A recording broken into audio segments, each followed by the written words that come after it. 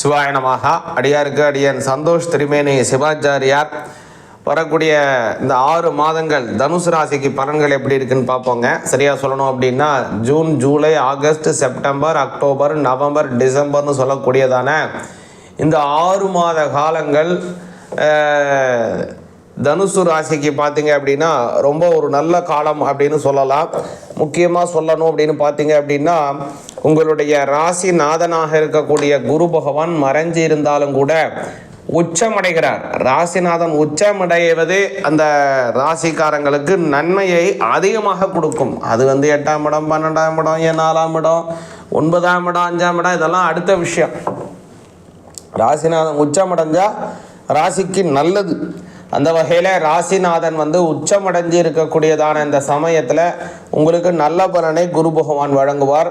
இன்னும் கூடுதலான ஒரு சிறப்பு என்னென்னா, இப்போ சுக்கிர பகவானும் உங்களுடைய ராசியிலிருந்து அஷ்டமஸ்தானத்திலே மறைகிறார் குருவுடன் சேர்ந்து. அதுவும் 6ஆம் அதிபதி அஷ்டமஸ்தானத்திலே மறைவது ராஜயோகம். கெட்டவன் கெட்டிடல் கிட்டிடும் ராஜயோகம் அப்படின்னு சொல்லுவாங்க. அப்படியான ஒரு யோக பலன்கள் இருக்கிறது. அடுத்ததாக ஒரு நல்ல விஷயம் என்ன அப்படின்னு பார்த்தீங்கன்னா, உங்களுக்கு இந்த தனுசு ராசிக்காரங்களுக்கு இந்த சுக்கிரன் தேவ குரு அசுர குருவினுடைய சேர்க்கை அஷ்டமஸ்தானத்தில் நடைபெறக்கூடிய காலம் அப்படிங்கிறதுனால கண் சார்ந்த சில உபாதைகள் வருவதற்கு வாய்ப்பு இருக்குது. கொஞ்சம் கவனமாக இருக்கணும். அதே மாதிரி அதிசாரம் அடைகிறார் உங்களுடைய ராசிநாதனாக இருக்கக்கூடிய குரு பகவான். அக்டோபர் மாதம் 20ஆம் தேதி உங்களுடைய ராசியிலிருந்து அஷ்டமஸ்தானத்திலிருந்து 9ஆம் பாவத்திற்கு அதிசாரம் ஆகிறார். ஓடினவனுக்கு 9ல் குருன்னு சொல்லுவாங்க. அதனால் 9ல் குரு இருக்கக்கூடிய அதிர்ஷ்டங்கள், பேர், ஆனந்தங்கள், அளப்பரிய பல நன்மைகளை செய்யக்கூடியதான அற்புதமான காலம். இது எல்லாமே கண்டிப்பாக சாத்தியமாகும்.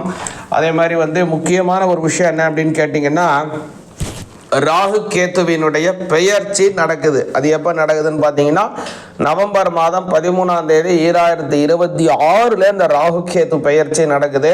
தனுசு ராசிக்கு சரியா பார்த்தீங்கன்னா அஷ்டமஸ்தானத்தில் கேது பகவானும் 2ஆம் பாவத்திலே ராகு பகவானும் பெயர்ச்சி அடைகிறாங்க. இந்த பெயர்ச்சினால குடும்பத்திலே இருக்கக்கூடியதான குழப்பங்கள் எல்லாமே மாறும். அதே மாதிரி இந்த பெயர்ச்சி நல்லபடியாகவும் இருக்குது. அஷ்டமஸ்தானத்தில் மறைவு ஸ்தானமாக இருந்தாலும் கூட ராசிநாதனுடைய சஞ்சாரம் இருக்கின்றபடியினாலே பல நன்மைகள் உண்டு. முக்கியமாக வெளிநாடு செல்லக்கூடிய யோகம் தனுசு ராசிக்காரங்களுக்கு இருக்கு. குடும்பத்தோடு செல்வதற்கோ அல்லது குழந்தைகளுடன் மட்டும் செல்வதற்கோ அல்லது நீங்கள் மட்டும் போகுவதற்கோ ஒரு பெரிய வாய்ப்பு உருவாகுது. அதனால் அதை பயன்படுத்தி கொள்வது நல்ல பலனை உங்களுக்கு தருங்க. அடுத்ததாக முக்கியமான ஒரு விஷயம் என்ன தனுசு ராசிக்காரங்களுக்கு பார்த்தீங்க அப்படின்னா, அந்த அதிசாரமாக இருக்கக்கூடியதான குரு பகவான் அதுவரை பார்த்தீங்கன்னா பிப்ரவரி மாதம் 13ஆம் தேதி 2027 வரை அந்த இடத்துல போகிறார். அதுவரை உங்களுக்கு நல்ல முன்னேற்றங்கள், நல்ல வளர்ச்சிகளை குரு பகவான் தருவதற்கு காத்து கொண்டிருக்கிறார். இதில் அதிசாரம் அப்படின்னு தான் சொல்லணும். அதாவது இந்த பிப்ரவரி மாதம் மட்டும்தான் அவர் அந்த உங்களுடைய 9ஆம் இடத்துல இருக்கார். மறுபடியும் குரு பகவான் உங்களுடைய 7ஆம் இடத்துல அஷ்டமஸ்தானத்திலே வந்துடுவார். அதனால் அதுவரை இவர் சென்று இருக்கக்கூடிய காலம் அப்படிங்கிறனால அதை பெயர்ச்சின்னு சொல்ல முடியாது. இது அதிசாரம் அப்படின்னு தான் சொல்லணும். அதிசாரத்திலே செல்லக்கூடியதான குரு பகவான் தனுசு ராசிக்கு குடும்பத்திலே குழப்பங்களை நிவர்த்தி செய்வார். கடன் இருந்தால் அந்த கடனை எல்லாம் நிவர்த்தி செஞ்சிருவார். உடல் ஆரோக்கியமாக உணர்வீருங்க.